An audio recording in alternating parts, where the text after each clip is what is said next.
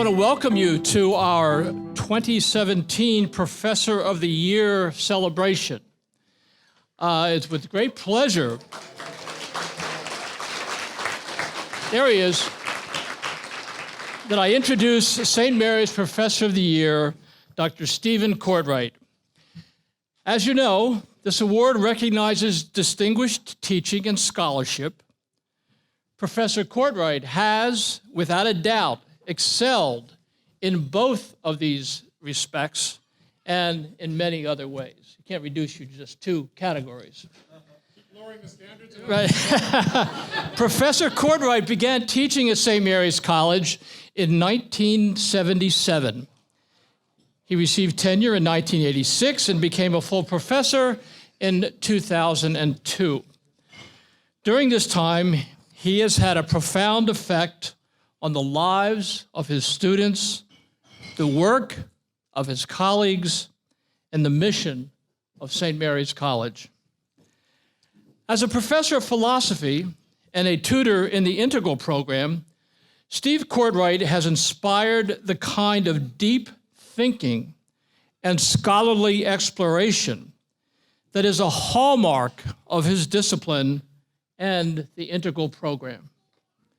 He has mentored young faculty, been a trusted advisor to his student scholars, provided wise leadership in curriculum development, introducing innovative advanced philosophy classes, for example. And he has played a vital role in other important business of the college, all the while also advancing his own scholarship and contributing to the Academy.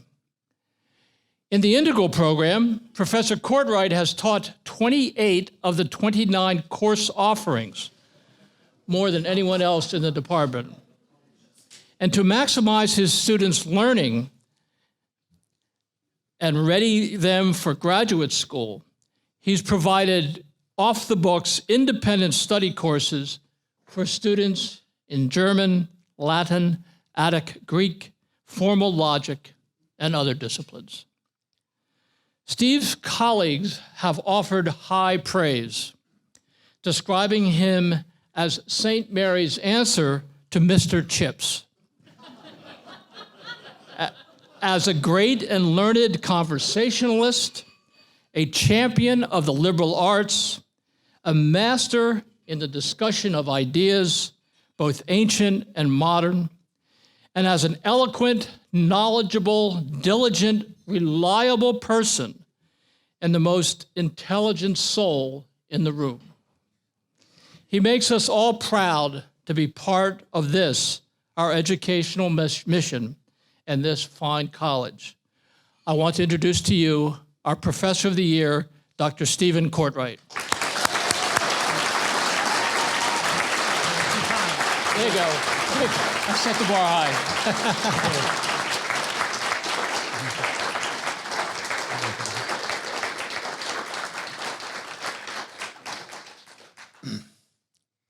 I have not often been rejoiced at SMC, but I have always been happy. And thank you, Jim, very much for that introduction. When I determined that you were being sardined in here at 5 o'clock in the afternoon, it occurred to me, my God, I hope they don't put the lectern between the buffet and the audience, or I shall be killed. And I determined at that moment that I would keep this as simple and as short as the theme allows, so that you can all go off and satisfy your need for reflection at a decent hour. Okay? A decent hour. I've been acquainted in various connections as a prospective student, as a student and alumnus, and as a member of the faculty with this community of learning for some 47 years.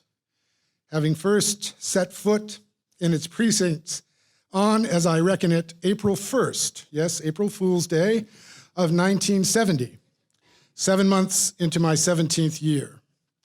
A high school mentor, the drama instructor, George Kyler, SMC class of 1953, had proposed and I'm quoting him, I remember this conversation. There's a little Catholic school down in the Bay Area. It's not for everyone, but I think you might be interested. Mid-Easter week, we drove down from the far North Valley together. He, to renew his long-standing, what shall I say, discipleship with Brother Sixtus Robert Smith, FSC. I was along, though I knew it not, to begin mine. George's solicitous gesture was made possible owing to the college's traditional Holy Week recess. Anderson Union High School, like nearly all schools of the time, public or private, religious or not, recessed over Easter week. My parents, who might have tolerated an absence from classes in aid of an introduction to Cal or to USC, or even in tribute to their fallen away Methodism to UOP, would never have done in aid of an introduction to a Catholic school. Ah, benign tradition. I see that Zach Flanagan is here, and now I know that as the incoming chair of the Faculty Senate, he will introduce a resolution to change the Easter recess to spring break. I will oppose it. What I have, rather grandly, I fear, called George's discipleship with Brother Robert went, so far as George was concerned, under a creed summed by the proclamation hanging over his desk. Nobody ever taught anybody anything. I have to tell you something about George. The desk we were discussing was in his office. His office was off the drama classroom. The drama classroom was the old girls' locker room from the old, and I do mean old, gym. George's office still had commodes in it. And the desk over which this proclamation hung was in the middle over a drain. It will tell you something about George. He was what Heraclitus calls a wet soul, but he had a dry sense of humor.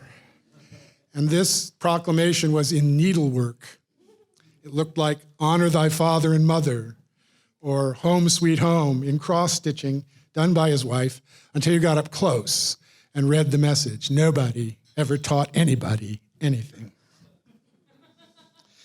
Brother Robert, a Laval-educated Thomist, would no doubt have interposed distinguo. Still, on the principle of charitable interpretation, George's motto may be taken to affirm, if too pungently, a signal principle which was certainly Brother Robert's conviction and was embodied in his practice.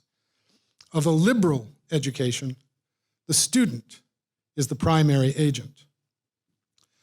I've called George's gesture solicitous, that he thought an introduction to Brother Robert and to Brother Robert's work, the Integral Program, perhaps the best thing in his gift, I do not doubt. Still, he might simply have urged me to write or otherwise inquire, or he might have asked Mike Tonsing in admissions to send me a college bulletin or a brochure.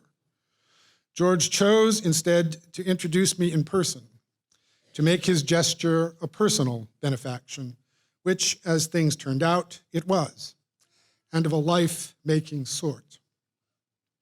Brother Robert, for his part, welcomed, encouraged, and somehow left me with the strong sense that the unveiling of thrilling mysteries was immediately afoot in the language and mathematics tutorials and in the seminar that I and a few others, prospective students, would shortly engage.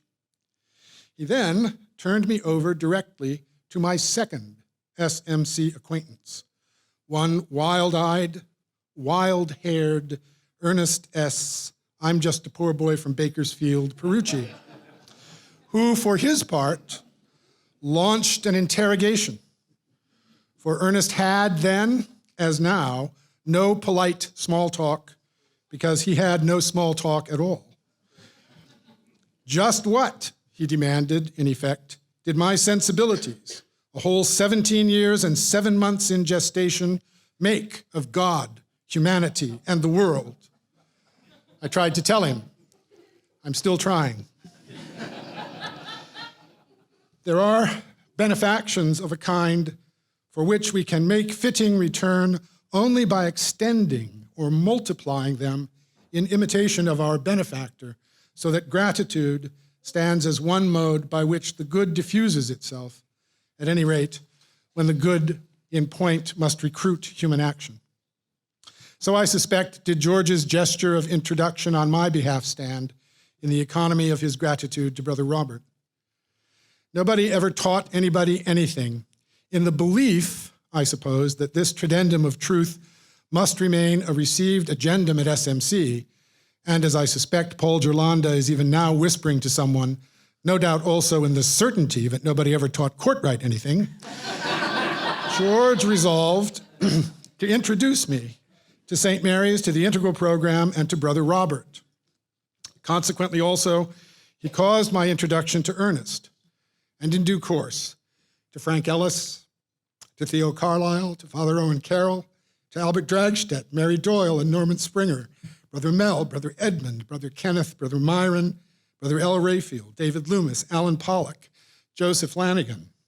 In my text, there are ellipses interspersed among the names to remind me how many more, Monsignor McCarran, Al Gelinas, Jane Sangman Yeager, James Townsend, Diana Wu, Jim Liguri, must be included to constitute even a tithe of all the reasons in person I have to emulate George's example of gratitude. Brother Donald, Kathy Roper, Steve Sloan, Jerry Brunetti, and it goes on and on. Each has shown me, as all have shown many of you, something of wisdom and something of freedom, and all, as Joseph Flanagan would say, in secret complicity with the movement of the Spirit through whom all things luminous descend from the Father of lights. But I shall take up just two such. Brother Robert himself and Joseph Flanagan, by my lights, the freest and the wisest of my time in this community of learning. The freest, Brother Robert, also wise indeed, but one who could make you see that wisdom is freedom. The wisest, Joseph Flanagan, also free indeed, but one who could make you see that freedom is wisdom. Thus between them, Joseph and Brother Robert frame liberal education, which is our coming to know, by our coming to live, the convertibility of wisdom with freedom, freedom with wisdom. So between them, they supply the local dicta authentica by which, if we keep faith with them, with these our preceptors and friends, we will preserve among us and bestow upon others a living and effective way of educating liberally, which, as Joseph would also remind us, is a cardinal work of spiritual mercy. Let me begin with Brother Sixtus Robert Smith's observation from New Venture in the Liberal Arts, the so-called Rosenberg Report, authored now 60 years ago, in 1957. He writes, "The problem of educating a student in the liberal arts is, in a certain sense, the same for all those who undertake that work at a given time in a given culture. In this sense, it might be possible to imagine that all American colleges had a single task to perform. Students need to acquire certain basic linguistic, logical, and mathematical skills. They need to be capable of performing certain kinds of scientific observations and experiments. Above all, their minds must be moved to pursuing the intellectual life by considering the questions which are its beginning. They must be encouraged and challenged by a study of the best available alternative answers. These and more things like them are more or less true always and everywhere. Such considerations, however," this is typical Robert, he gets you going, yes, yes, yes, then he says, "Such considerations, however, are altogether inadequate to describe or account for the way in which any education, I read pari passu, any liberal education, is or can be given. In fact, what is most essential to a genuine work of education, again I read pari passu, a genuine work of liberal education, is an association of teachers who are united by a common tradition and who together are striving to develop and preserve it.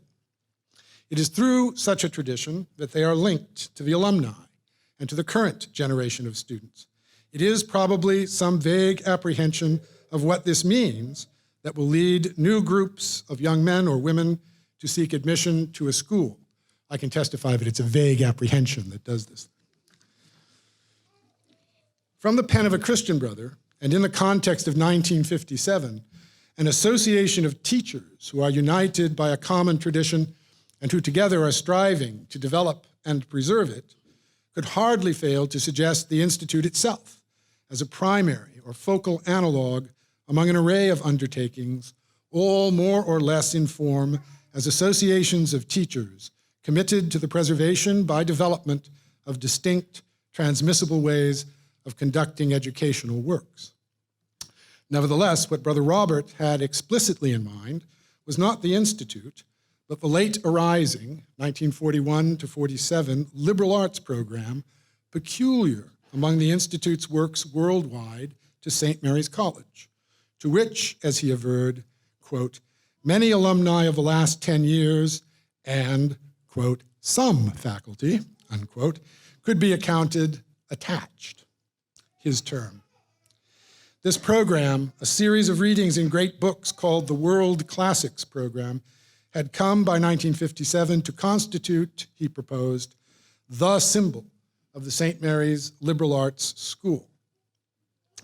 On the other hand, the considerations that Brother Robert finds altogether inadequate to account for how an education in the liberal arts is or can be given, the acquisition of skills, mathematical, linguistic, logical, attainment to capacities for intellectual performance, scientific observation and experimentation, appreciation of foundational questions and of principal essays at answering them, intellectual history, stand, all of them, in the character of proximate or final ends. Were these considerations indeed adequate to describe the way or ways in which the prescribed ends, and more like them, could be attained, and thereby an education in the liberal arts attained eo ipso, then what already in the late 1950s was being called the multiversity would furnish, on some principle of selection and through its disciplinary units, both the ends and assorted associations of teachers devoted to development and transmission of the apposite means. In brief, were the problem, that is, the thing thrown out before, the obstruction to be overcome, problema, of educating a student in the liberal arts for studies completeness, then it would be hard to credit Brother Robert's demurral. The concern of the Rosenberg Studies managers, a concern raised to the studies theme by Brother Robert, was not the completeness of the proposed curriculum, but its integration. The concern for integration drove the study in the initial Great Ideas form championed by James L. Haggerty. Concern for integration continued to drive the study in its second year after failing health had forced Haggerty's retirement and had delivered the study's management to Brother Robert, who characterized the problem as, quoting, to see what could be done to deepen and to make more effective the reading of the great books by integrating this reading with other freshman courses.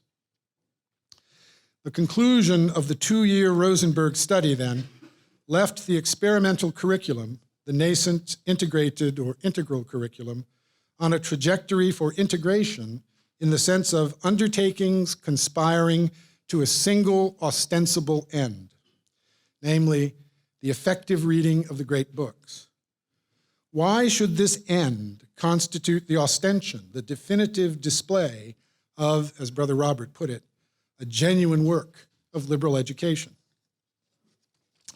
Though I know of no wholly adequate, I know of no better brief articulation of the reduction, the reductio, the leading back, not the boiling down, that equates the great books curriculum with a liberal education than Jacob Klein's 1965 address on liberal education delivered at St. Mary's College, taken together with its forerunner and companion piece, The Idea of Liberal Education, 1960. While not a founder of the St. John's New Program, Jacob Klein was the principal formulator of its intellectual presuppositions, and he was Brother Robert's friend, who famously named Robert the freest man I ever met. After some 30 years at St. Mary's, Brother Robert joined the faculty of St. John's and spent a second career, another 30 plus years, pursuing liberal education under the form proposed by Klein. So I think it's fair to say that Klein's exposition might be Robert's. That liberal education leads up to educare, a life lived in human freedom, namely one attuned to the specifically human enjoyment of aesthetic and intellectual activity, and equal, because not limited to, not roofed, so to speak, by the challenges of politeia, of unqualified partnership in the comprehensive temporal human good, is Klein's classical starting point, and that of what I shall call, and just once, liberal education through programmatic conversational inquiry into the great books. That just sounds too much like jargon, even when you write it yourself. But the freedom promised by such a life, alike in antiquity and presently, is endangered by the dominance of accepted opinions, the idols of the marketplace, in Baconian terminology. However free a free person may be, that person still has to free himself from the shackles of conventional views which pass for the truth of things, has to cultivate pursuits in which the truth of things is truly made an attainable goal. These pursuits constitute the arts of freedom, the liberal arts. Liberal education, then, consists in the acquisition of the liberal arts. Aboriginally, the acquisition and practice of the liberal arts is beset by difficulties of two orders, one relating to their content, the other to their pursuit over time and through generations. The business of a liberal arts curriculum, a practical proposal for the fulfillment of liberal education, is to address and counteract these difficulties. They cannot be entirely resolved. First, the classical liberal arts were originally, if you've read the Seventh Book of the Republic, you know this, the mathemata, the eminently intelligible, learnable, teachable studies, the mathematicals, arithmetic, geometry, astronomy, and music, the pure and applied arts of discrete and continuous quantity, through which the welter of experience stands still, so to speak, for examination in thought. In addition, classical antiquity knew unofficially, as it were, a fifth liberal preoccupation, the inquiry into nature, e perifusios historia, natural history, as Darwin would recognize it. That later antiquity appended to the trivium of linguistic arts, grammar, logic, and, appended the trivium of linguistic arts, which are not mentioned by name in the Republic, grammar, logic, rhetoric, to the quadrivium, or to the quadrivium plus one. So it's quadrivium first, then the trivial arts get added, right? And laid the emphasis there on the trivial arts, was owing to the inherent questionability of the former. The ultimate foundations of the original 4 or 5 liberal arts remained doubtful, becoming the subject matter of philosophical reflection. The pursuit of truth in these arts, through which freedom was meant to find its integrity, seemed to become truncated and encroached upon by definitions and hypotheses which lacked certainty and persuasiveness and put limits to human understanding. This could not be said of the trivial arts. Indeed, the trivial arts, open to all on the basis of native speech, were and are sufficient to frame philosophical reflection. They suffice for the formulation of genuine questions, but that is all. Hence, integral knowledge was not achievable in any of the 7 arts, so they preserved the name of arts, technai, in contradistinction to knowledges, scientiae or epistemae. Philosophical wisdom was meant to supply what they were lacking. Accordingly, the first rule, the first ratio or measure, not rule in a sense of demand, not rule in a sense of imperative, but the first ratio, the first measure of liberal education is that it requires for the learner as well as for the teacher the practice of philosophical reflection and the awareness of its guiding role. Second, the liberal arts are subject to the conditions that govern the perpetuation of all intellectual art among human beings. All intellectual art rests upon detached by which I mean disinterested inquiry. And in the perspective of such inquiry, central terms lose the ambiguity, the ranginess, or the connected shades of meaning that characterize common speech and make it the instrument par excellence for description and truth. They acquire, these terms, definite senses determined by the shape of the inquiry itself. If the inquiry attains to science or to art, then the inquirer turns of necessity into an expert who is able to pass his knowledge on to others, to become a teacher. Here, incidentally, is the distinction between teaching and tradition. The tradendum, the thing to be handed down, is not mine. I may not alter it. It can be traditum, it can be received by another, if and only if I deliver it intact to one who wishes to receive it intact. Not so with teaching, where I get to burnish the ideas, give them my stamp, mold them a little bit, and hand them on with a note attesting to my cleverness. It is thus that words do indeed become technical and transcend the habitual and familiar. And yet the technical use of words tends in turn to itself become accepted and to win a certain familiarity. The passing on of sciences, arts, and skills, and especially of intellectual ones, cannot quite avoid the danger of blurring the original understanding on which those disciplines are based. The terms which embody that understanding, the indispensable terms of art, the technical terms, acquire gradually a life of their own, severed from the original insights. In the process of perpetuating the art, those insights tend to approach the status of sediments, that is, of something understood derivatively and in a matter-of-course fashion. The technical terms begin to form a technical jargon, spreading a thick veil over the primordial sources of insight. Accordingly, the second rule, the second ratio or measure of liberal education is that it must counteract this process of sedimentation and find the proper ways of doing this. These rules, again, rationes, measures of liberal education, derived from reflection on its classical sources, are an answer to the question whether, under conditions of the multiversity of our universities, genuine liberal education can remain a desirable goal. It will depend on whether the two rules will be observed in the process of learning, whether whatever the subject matter, the learner is made to reflect on the assumptions underlying the way the subject matter is presented, and whether the technical notions governing the presentation are shown to arise from fundamental insights freed from their status of sedimentation. We must here stipulate that first, the rule of philosophical reflection must not be mistaken for the programmatic reading of philosophical works, and still less for the application of one or more philosophical methods. The rule is rather that the curriculum must persistently invite the formulation and pursuit of metastrophic questions, metastrophe, Plato's word for conversion, Plato's word for what happens to you when you're freed from the shackles in the cave and you turn around. We do experience a kind of question which, as it were, tends to smash the bounds that limit us. We do occasionally stop altogether and face the familiar as if for the first time. Anything, a person, the street, the sky, a fly, the overwhelming impression on these occasions is the strangeness of the thing we contemplate.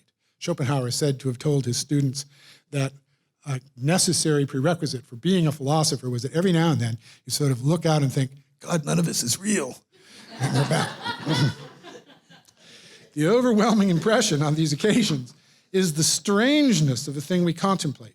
We suddenly do not feel at home in this world of ours. We take a deep look at things, at people, at words, with eyes blind to the familiar. We reflect. Plato has a word for it, metastrophe or periagoge, a turnabout, a conversion.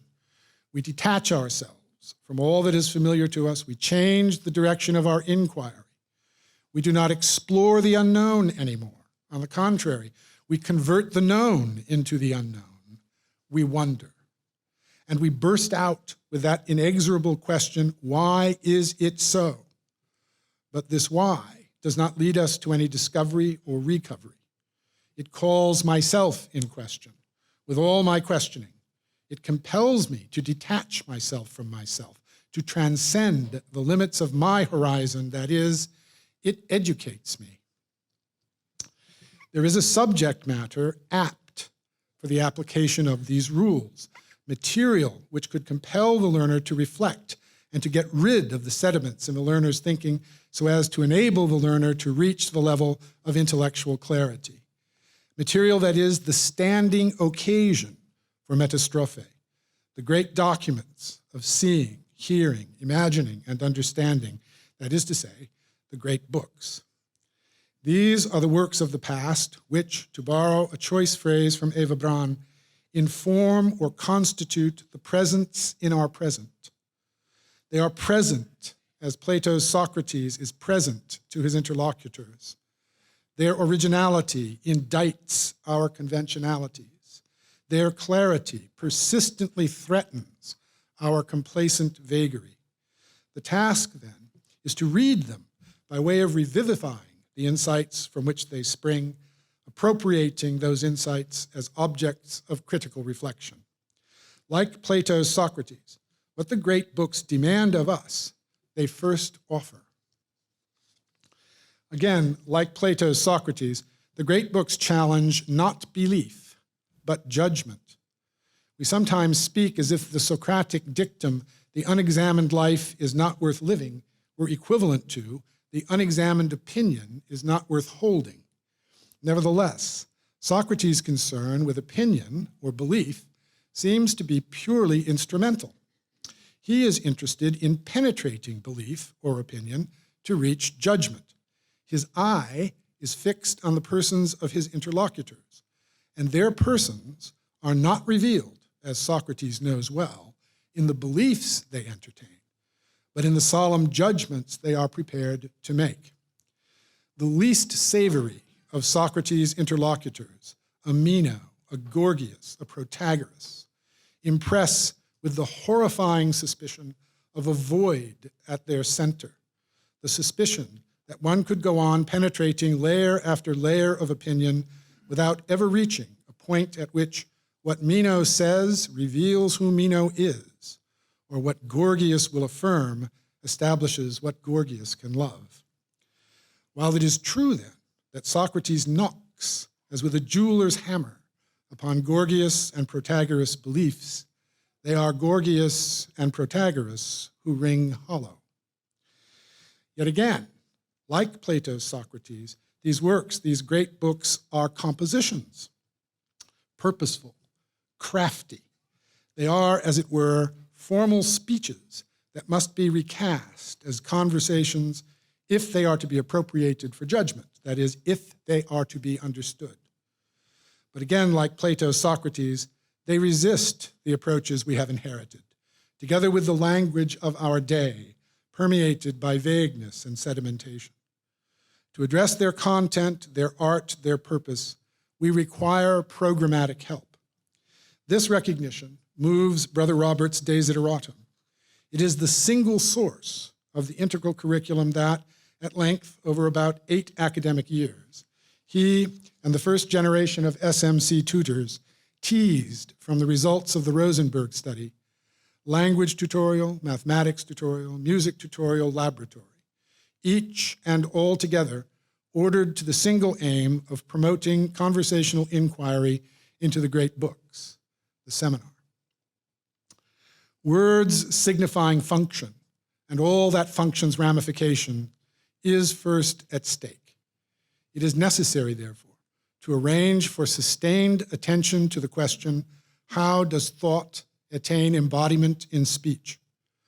Preparation for and the act of translation, preferably translation from and into an emphatically foreign tongue, far removed from the conventions of the mother tongue, raises the elements of that question to urgency, together with their analytic key, grammar.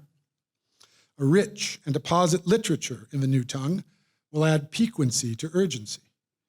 The sequent trivial arts, logic, in the ample medieval sense that embraces metaphor, analogy, allegory, and rhetoric, can then be posed in their real character, not as academic disciplines, but as refinements to practice. This is the work of the sequence of language tutorials. Words unify sound with signification, but either can function autonomously. The naked sign, instanced classically in the Euclidean point and unit, yields the first utterance of mathematical language. But the first hint of syntax, any relation among points or units, converts them instantly into metra, measures. So the reflective study of mathematics is required, but required concomitantly is sustained attention to its cosmic side, motion and change, hanging on the measures of magnitude, multitude, weight. From Euclid and Nicomachus of Gerasa to Hilbert and Feynman, this is the work of the sequence of mathematics tutorials. Sound emerges autonomous as tonality in time. The relevant nomoi produce the tonal art. That art returns to the word, raises it to lyric, or bursts out in the works, the opera. At the same time, the tonal art discloses a mysterious link between tonality and sequences of numeric ratios. Here is perhaps liberal knowledge indeed. We know not what to do with it. We can only celebrate it. This is the work of the music tutorial, seconded by the freshman laboratory's practicals on tonality and the junior language tutorial's investigations of poetic meter. We have, Klein notes, in sheer Baconian fashion, transformed our habitat from a place of nurture into a place of experimentation. And he asks rhetorically, can liberal education ignore this tremendous change? Evidently not. It must apply itself to the practices of experimental science, and especially to those proper to physics and biology, which have transformed human relations to the macro and to the microcosm, to bodies at large and to our own bodies. But the aim remains liberal, that is, reflective, broadly philosophic, to gain insight into the possibility of such undertakings, so as to understand how they come about and what cautions they demand. This is the work of a laboratory sequence. The form, the look, the idea of liberal education thus cast as programmatic reading of great books appears in the contrast Joseph Lanigan draws between the seminar and the undertakings ancillary to it, the permanent tutorials and laboratories, the occasional preceptorials. Quoting now Joseph. The seminar stands typically to the other parts of the curriculum as whole to parts. In comparison with the tutorials, its intent is total and its accomplishment incomplete. In each part of the program, students are thinking and talking together and writing to each other about things. But the questioning in the seminar, typically rather than invariably, would engage things not in this or that aspect as observable and measurable or as diverse sorts of works of the mind, but in their roundness against the all and nothing of human life and being. And it would implicate the persons of the participants in their moral and theological depths, rather than primarily as apprentices in the liberal arts. If the seminar is an arena for the exercise of the diverse liberal arts forming in the several tutorials, the liberal arts are here employed and directed by a sort of apprentice or journeyman wisdom. If the seminar is to other parts of the curriculum as a whole, it is not as a sum to its addends, but say as a square to its roots.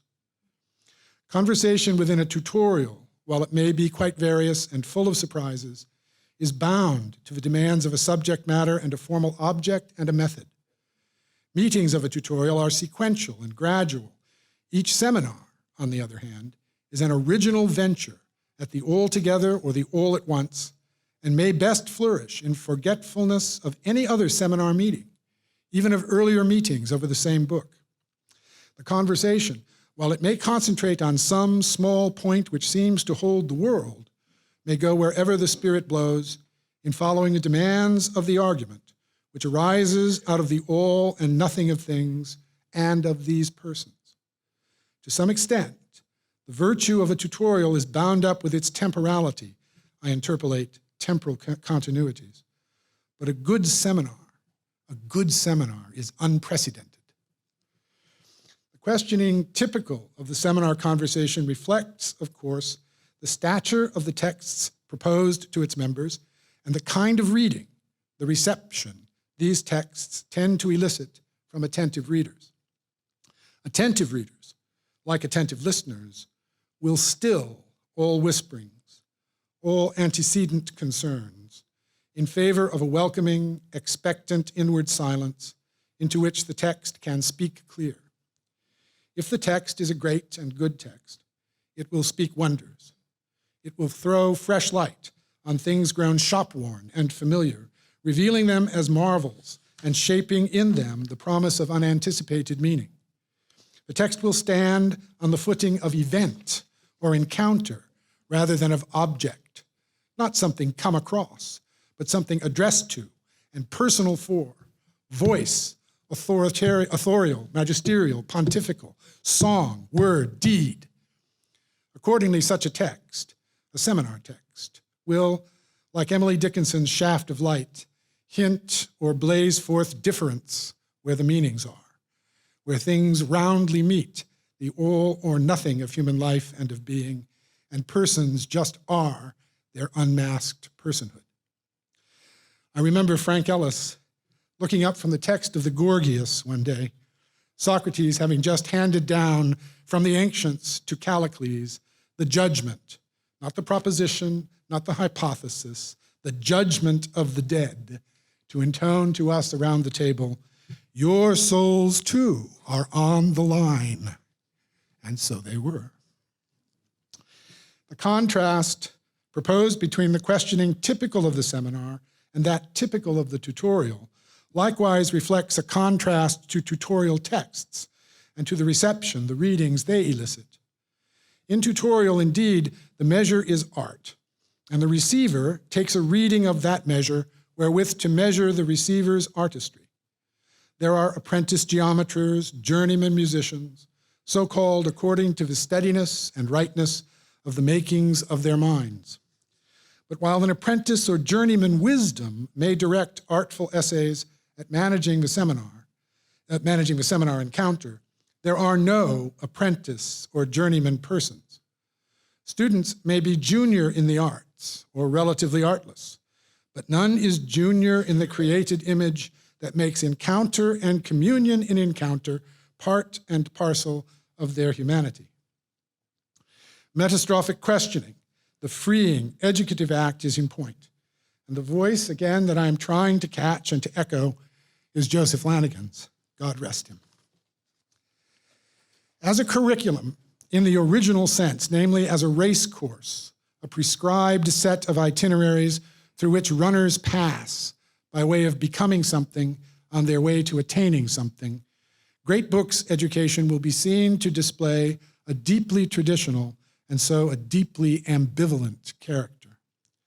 It is traditional in the exact sense of the Latin tradere, traditio, which means at once to hand down or to hand on, and to hand over or to betray. For the set of itineraries through which the reader runners pass is a set of readings, a collection of books, and these are handed on to the student, betrayed, so to speak, to the student's uses. Nevertheless, so far as the liberal art is art, that is, a method, a set course whose pursuit has become a habit, a second nature, and whose aim is to do something and to do it efficiently, I am paraphrasing St. Thomas, Summa Theologiae, Prima Secundae, question 57. It can best be handed down or handed on as structured habituation, that is, by frank training. Because the liberal arts involve the steady and right shapings of works achieved by the mind within itself as triangles or syllogisms, which are known in being made and made in being known. That lovely formula is Joseph Flanagan's. They reside in and as the self-possession of the mind. Their master practitioners are indisputably experts who, so far as they advance the methods and terms of art, are also in a position to deny and displace superseded precedent, and so to precipitate their own sedimented cultures. Liberal educators must then be on guard against the effects that follow from established institutional forms. Burn the schools down every 10 years. Again, the equation of art with habitual method yields art in a modern sense, in the Cartesian sense, of rules for the direction of the mind, or binding precepts in Eva Braun's compact and telling formula, so that more than the whiff of paradox may seem to attend the term liberal arts. How can arts, binding precepts, be also freeing arts? How can they unbind? Much of what goes on in the tutorials and laboratories cannot but involve habituation to method, and so proceed by problem setting and problem solving, by the posing of contrived, that is, of merely apparent questions, sham questions, drills. Moreover, in tutorial settings, it often makes sense to speak of traditional problems, both in the sense of problems of enduring use and in the sense of problems superseded and dismissed, and so of purely historical interest. Faced with her own implacable, many-sided formulation of this paradox, Dean Brown writes, all formal study, perhaps even all purposeful conversation, must give up living thought to formulations. Nay, more. Evidently, Western tradition itself must needs progress along the road which Nietzsche characterizes as leading from the forms of Plato to the formulas of algebra. I, she writes, cannot resolve this, the problem of my lecture and the question in my mind. I hereby hand it over to you, without, of course, myself relinquishing it. Nevertheless, we cannot problematize the central conversational inquiry of the seminar. For a problem is, in fine, somebody else's question, one handed on or handed down. But there really are no traditional questions. None, that is, that are good, genuine questions. Once more, Joseph Lanigan. The quality of a seminar is in the manner of raising and sustaining of the question, and this involves the manner in which the members of the seminar hold themselves in questioning and in answering. The crux is not so much the character of the opening question and the succeeding questions, though that is certainly important, but the way the question is taken. A good question is one whose pursuit is more like opening a window than closing a door. This is not to say that the question cannot be answered, but that the answer, and this is true of a definitive answer as well as of a tentative one, does not close the questioning, but rather opens it up.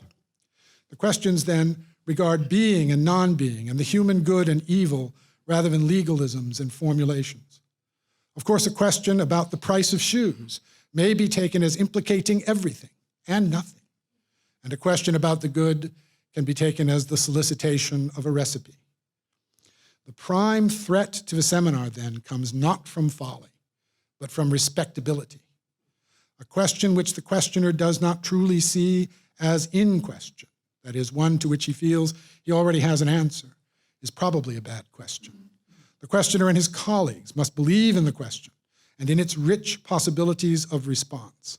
Indispensably, they must trust each other. Ideally, they should be friends.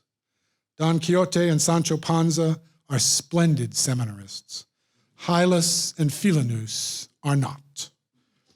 When Joseph writes, the quality of a seminar is the manner of the raising and sustaining of the question, and this involves the manner in which the members of the seminar hold themselves in questioning and answering. The crux is the way the question is taken. I take Joseph to mean at least this, that freedom in inquiry must depend on how we take the question as a question.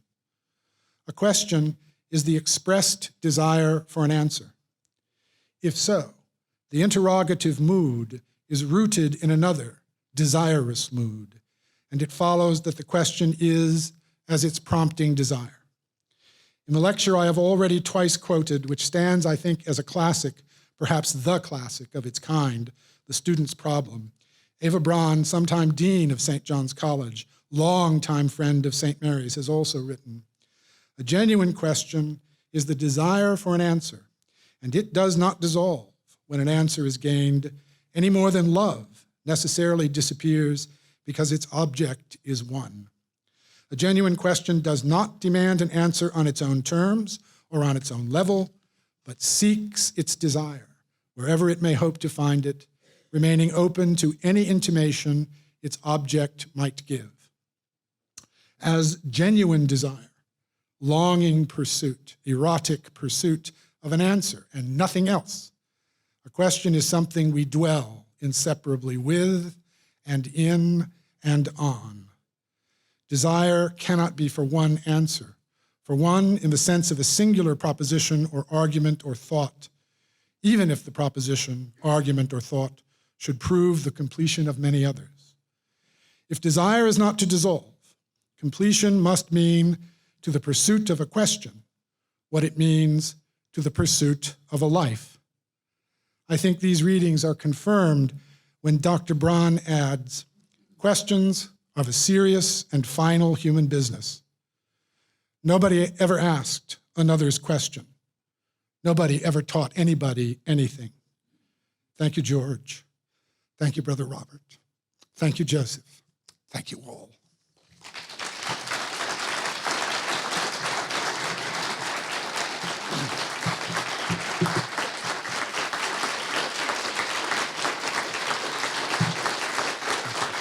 Mr. Cortright.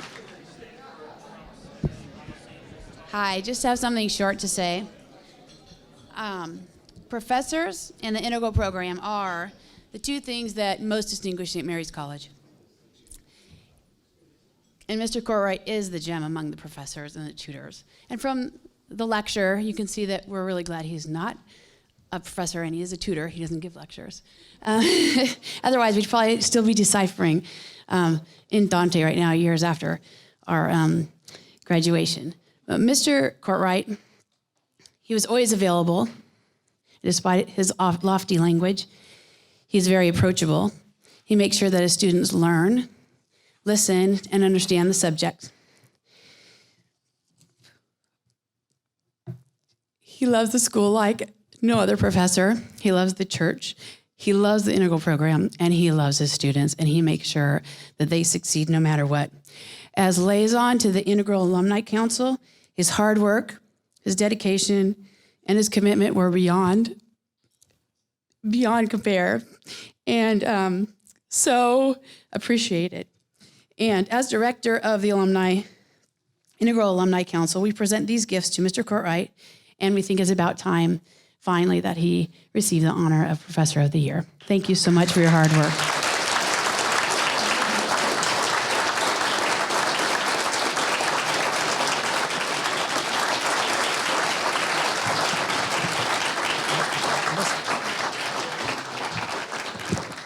I must say something about this young woman, Janine Ogando, who worked harder than any integral student I'd ever seen and went from Winters, California, to Georgetown University Law Center and to its law review.